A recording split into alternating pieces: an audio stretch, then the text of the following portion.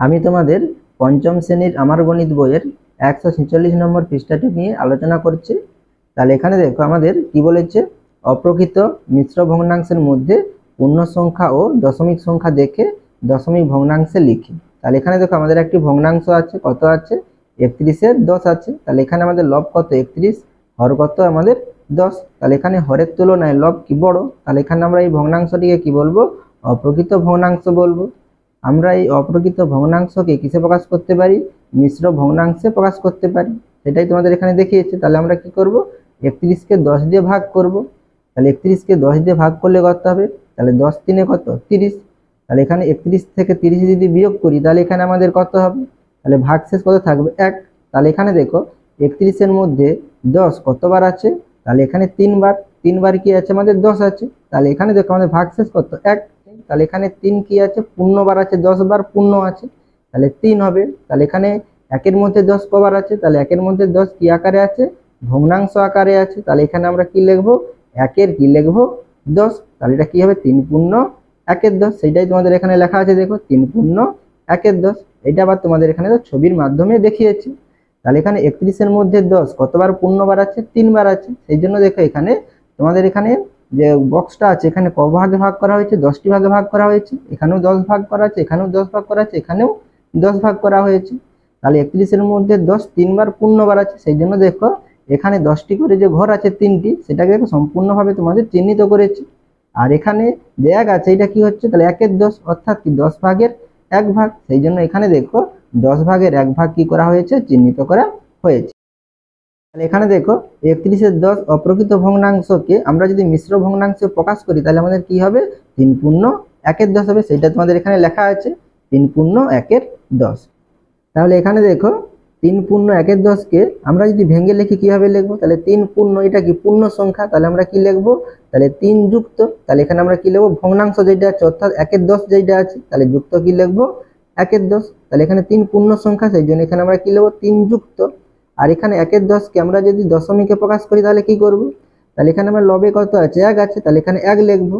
আর এখানে দেখো আমাদের 10-এর একটি শূন্য আছে, অর্থাৎ কি, তাহলে দশমিকের পরে 1 অঙ্ক হবে, বা আমরা এই 1-এর ডান দিক থেকে 1 ঘর আগে কি দেবো, আমরা দশমিক দেবো। তাহলে এখানে 1-এর আগে দশমিক হবে, তাহলে কি হবে, 3 যুক্ত দশমিক 1। তাহলে 3-এর সঙ্গে আমরা যদি দশমিক 1 যোগ করি তাহলে কত হবে দেখো, তাহলে এখানে আমাদের 3 আছে, তাহলে এখানে আমরা 3 লিখলাম। তাহলে এখানে দেখো দশমিক 1, তাহলে এখানে আমরা একটা কোথায় বসাবো, তাহলে 3-এ দেখো আমাদের দশমিক নেই, তাহলে দশমিক না থাকলে আমরা কি ধরে নেব, তাহলে সংখ্যার শেষে আমাদের দশমিক আছে। তাহলে এখানে 3-এর পরে কি আছে, দশমিক আছে। তাহলে এখানে আমাদের দশমিক 1, তাহলে এখানে আমরা দশমিকের সোজা দশমিক বসাবো, তারপরে আমরা কি লিখবো, 1 লিখবো। তাহলে এখানে একটা কিন্তু আগে হবে না, একটা কি হবে, দশমিকের পরে হবে। তাহলে এখানে আমরা কি যোগ করব, যোগ করলে কত হবে দেখো, তাহলে এখানে দশমিকের পরে কিছু নেই, সেই জন্য আমরা এখানে শূন্য লিখতে পারি। তাহলে 0 আর 1 যোগ করলে কত হবে, 1। আর দশমিক আছে দশমিক, আর 3 আছে 3, তাহলে আমাদের কত হচ্ছে, 3.1 হচ্ছে, সেটাই লেখা আছে 3.1। এটা যদি আমরা কথায় লিখি কি লিখবো, তাহলে 3 দশমিক কত লিখবো, 1 লিখবো। 5 পূর্ণ 2-এর 10 আছে, তাহলে কি 5 পূর্ণ, এটা কি 5টা কি আমাদের পূর্ণ সংখ্যা, তাহলে কি লিখবো, 5 যুক্ত। তাহলে এখানে 5 বাদ দিলে এখানে ভগ্নাংশটি কি হবে, তাহলে 2-এর 10 হবে, তাহলে যুক্ত কত লিখবো, 2-এর 10। তাহলে এখানে আমাদের 5 কি আছে, পূর্ণ সংখ্যা, সেই জন্য আমরা 5 যুক্ত, তাহলে 5 যুক্ত এখানে আমরা কত লিখবো, তাহলে 2-এর 10 ভগ্নাংশকে আমরা যদি দশমিকে লিখি কত লিখবো, তাহলে এখানে লবে 2 আছে, তাহলে 2 লিখবো। আর এখানে আমাদের 10-এর একটি শূন্য, তাহলে কি হবে, দশমিকের পরে একটি অঙ্ক হবে, বা আমরা ডান দিক থেকে 1 ঘর আগে আমরা দশমিক বসাবো, তাহলে কত ঘর হবে, তাহলে 2-এর আগে হবে, তাহলে 1 ঘর আগে, তাহলে দশমিক 2 হবে। তাহলে 5 যুক্ত দশমিক 2, তাহলে যোগ করলে কত হবে, তাহলে 5। তাহলে 5-এর দশমিক নেই, তাহলে দশমিক নেই মানে আমরা শেষে ধরবো, 5-এর লাস্টে। আর এখানে কি আছে, দশমিক 2, তাহলে দশমিকের সোজা আমরা কি দশমিক বসাবো, তারপরে আমরা 2 লিখবো, তাহলে দশমিকের পরে 2 মানে কি, তাহলে এই সাইডে হবে। আর এখানে যোগ করব, তাহলে এখানে আমরা কি করব, দশমিকের পরে কিছু নেই, সেই জন্য আমরা শূন্য ধরে নিলাম। তাই যোগ করলে কত হবে, 0 আর 2 যোগ করলে 2, আর এখানে দশমিক দিলাম, আর দশমিকের সাথে দশমিক দিলাম, এখানে 5 আছে 5, তাহলে কত হবে, 5.2, সেটা লেখা আছে 5.2। তাহলে এটাকে আমরা যদি কথায় লিখি কি লিখবো, তাহলে আমরা কি লিখবো, দশমিকের আগে 5 আছে, তাহলে এখানে আমরা কি লিখবো, 5 লিখবো। তার দশমিক আছে, তাহলে এখানে আমরা কি লিখবো, দশমিক। তারপরে কত আছে, 2 আছে, তাহলে এখানে আমরা 2 লিখবো। এরপরে দেখো 7 পূর্ণ 7-এর 10, তাহলে 7 কি আমাদের পূর্ণ সংখ্যা, তাহলে 7 যুক্ত, তাহলে এখানে 7 বাদ দিলে এখানে ভগ্নাংশটি করতে হবে, 7-এর 10 হবে, তাহলে এখানে আমরা কি লিখবো 7 এর 10। তাহলে এখানে 7 পূর্ণ সংখ্যা, তাহলে 7 লিখবো, যুক্ত তাহলে লবে 7 আছে তাহলে 7 লিখবো, আর এখানে 10 এর একটি শূন্য তাহলে কি হবে 0.7 হবে। তাহলে যোগ করলে কত হবে, তাহলে এখানে আমি যোগ করে দেখাচ্ছি না, তাহলে এখানে একইভাবে যোগ করে নিতে পারো তোমরা সাইডে। তাহলে কত হবে 7 দশমিক কত হবে 7 হবে, তাহলে 7.7। তাহলে এটাকে আমরা কোথায় কি লিখবো, তাহলে 7 আছে তাহলে এখানে আমরা কি লিখবো 7, তাহলে দশমিক আছে তাহলে এখানে আমরা কি লিখবো দশমিক, আবার কি আছে 0.7 আছে তাহলে এখানে আমরা কি লিখবো 7।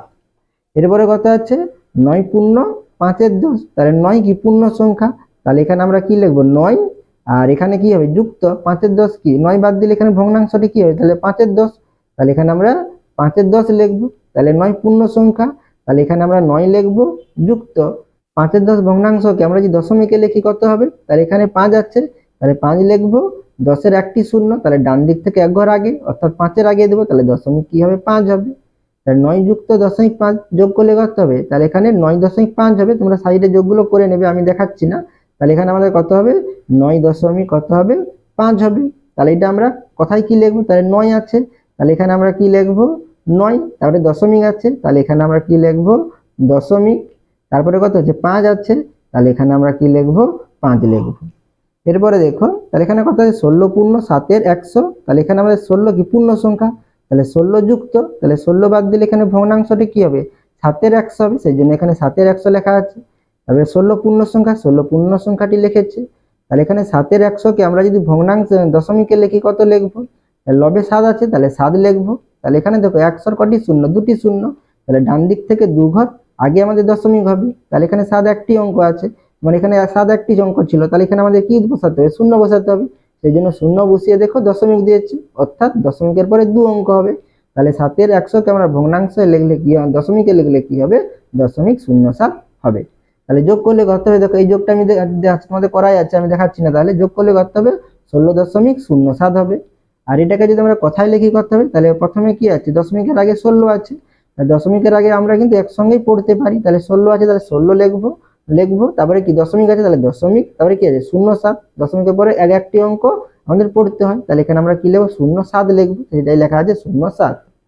এরপরে কত লেখা আছে দেখো 19 পূর্ণ 3 এর 100, তাহলে এখানে 19 কি পূর্ণ সংখ্যা, তাহলে এখানে আমরা পূর্ণ সংখ্যা 19 লিখবো, তাহলে 19 বাদ দিলে এখানে ভগ্নাংশটা কি থাকবে 3 এর 100 থাকবে, তাহলে এখানে আমরা 3 এর 100 লিখবো, তাহলে এখানে 19 পূর্ণ সংখ্যা তাহলে এখানে আমরা 19 লিখবো, যুক্ত তাহলে 3 এর 100 কে আমরা যদি দশমিকে লিখি কত লিখবো, তাহলে লবে কত আছে 3 আছে তাহলে এখানে আমরা 3 লিখবো, তাহলে এখানে 100 কটি শূন্য দুটি শূন্য, তাহলে আমরা ডান দিক থেকে দু ঘর আগে কি দেবো দশমিক দেবো, তাহলে দু ঘর আগে হলে কি হবে এখানে একটি অঙ্ক আছে 3 আছে, তাহলে আর একটি অঙ্ক নেই, তাহলে এখানে আমরা কি দেবো শূন্য দেবো, তাহলে শূন্যর আগে কি দেবো দশমিক দেবো, বা 100 দুটি শূন্য তাহলে দশমিকের পরে দুটি অঙ্ক হবে, ঠিক আছে। তাহলে এখানে কত হচ্ছে 19 যুক্ত কত 0.03, তাহলে এখানে আমরা যদি যোগ করি করতে হবে, তাহলে এখানে 19 লিখলাম, তাহলে 19 এর দেখো দশমিক নেই, দশমিক না থাকলে আমরা কোথায় ধরে নেব লাস্টে আছে ধরে নেব, তাহলে এখানে দশমিক আছে, তাহলে এখানে 0.03 আছে, তাহলে দশমিকের সোজা দশমিক বসাবো, তারপরে কত লিখবো 0.3 লিখবো, তাহলে এখানে 0.3 লিখবো,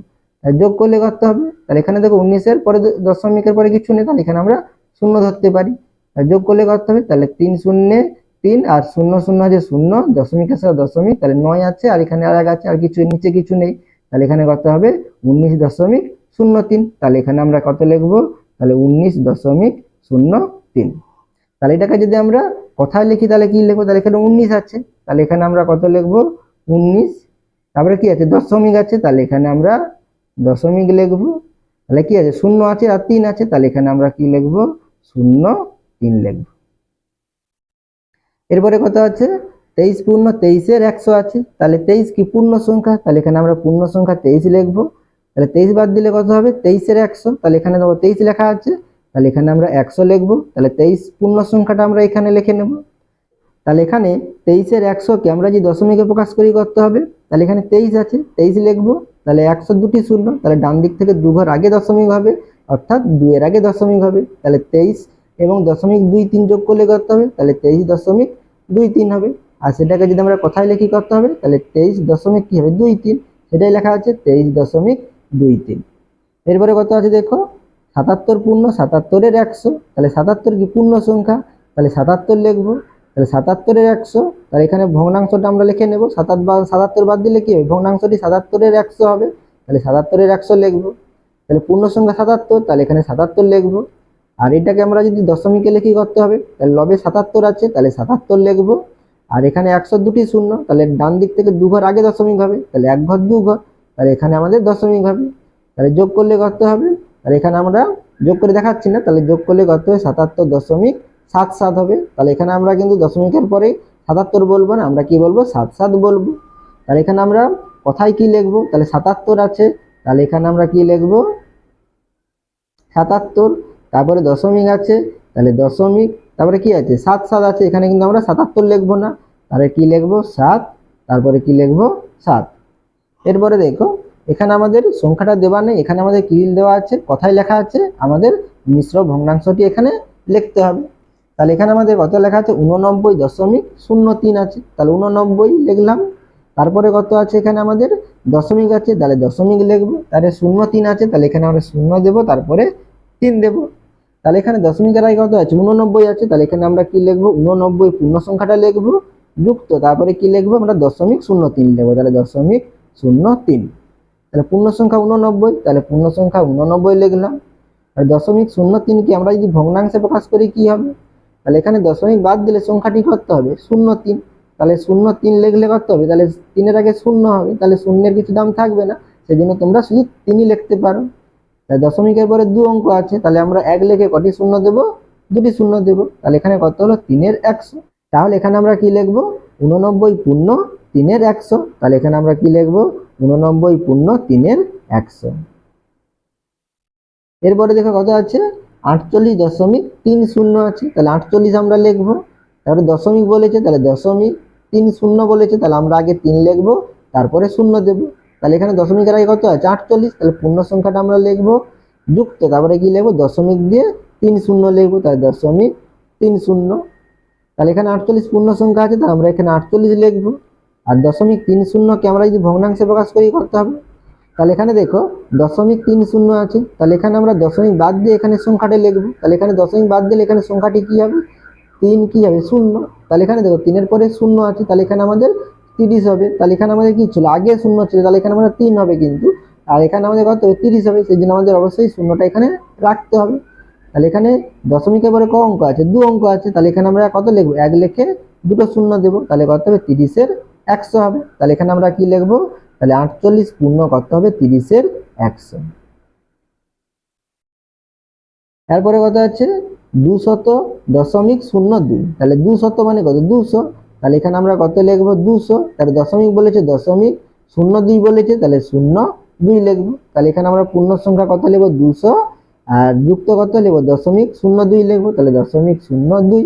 তাহলে 200 আছে, তাহলে এখানে আমরা 200 লিখবো। তাহলে 0.02 কে আমরা যদি ভগ্নাংশে প্রকাশ করি কি লিখবো, তাহলে দশমিক বাদ দিলে এখানে কত হবে 02, তাহলে 02 মানে কি 2-এর আগে 0 হচ্ছে, তাহলে শূন্যের কিছু দাম থাকবে না, তাহলে এখানে আমরা শুধু কত লিখতে পারি 2 লিখতে পারি। আর এখানে 3-এর পরে 0 ছিল, সেই জন্য আমরা এখানে 0 লিখেছিলাম। তাহলে এখানে আমাদের দশমিকের পরে কটি অঙ্ক আছে, 2টি অঙ্ক, তাহলে এখানে আমরা 1 লিখে কটি অঙ্ক 0 দেবো, 2টি অঙ্ক 0 দেবো, তাহলে কত হবে 2-এর 100 হবে। তাহলে এখানে আমরা কি লিখবো, তাহলে 200 পূর্ণ কত হবে 2-এর 100। আশা করি তোমরা এই পৃষ্ঠার অঙ্কগুলো বুঝতে পেরেছো। তোমরা অবশ্যই চ্যানেলটিকে সাবস্ক্রাইব করে নিও এবং আমার পাশে থাকো।